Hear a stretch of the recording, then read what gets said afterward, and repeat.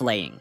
Flaying was a gruesome method where the skin was removed from the body while the victim was still alive. This extreme form of torture was used to cause intense, slow pain and suffering, eventually leading to death through shock or infection. The skin, lacking major blood vessels, did not cause rapid blood loss, so victims could remain conscious and endure prolonged agony. It was often considered a meticulous process, requiring precision and skill from the executioner, and rather than removing the skin in pieces, cultures sought methods to flay the victim more efficiently and completely, sometimes using substances like boiling water to facilitate the process. Blood eagle.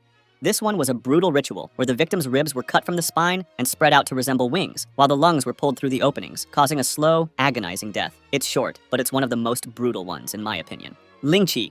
Also known as death by 1,000 cuts, it was a famous method used in China to prolong the suffering for as long as possible. There were multiple variations of this method, even though almost all of them included cutting the skin deep enough to cause incredible pain, but not deep enough to allow the victim to lose blood. In one variation, the victim was restrained, and an executioner would pull knives out at random, each with a body part on it. Left forearm, right thigh, left foot, neck, etc. Each time he'd pull a knife out, he would make a cut on that body part. This would continue until the executioner pulled out the knife with the heart on it, and that's when he stabbed the victim through the heart. In another variation, they would tie a fishnet tightly around someone's body and cut off the pieces of skin that popped up in the holes of the net. In the most brutal version, they would bury someone up to their neck, make a cross-shaped cut at the crown of the head, peel the skin back, and pour mercury in the wound. The mercury, through its weight, would separate skin from flesh, and as the person struggled to unbury themselves, they would eventually leave their skin behind in the hole. Scaphism.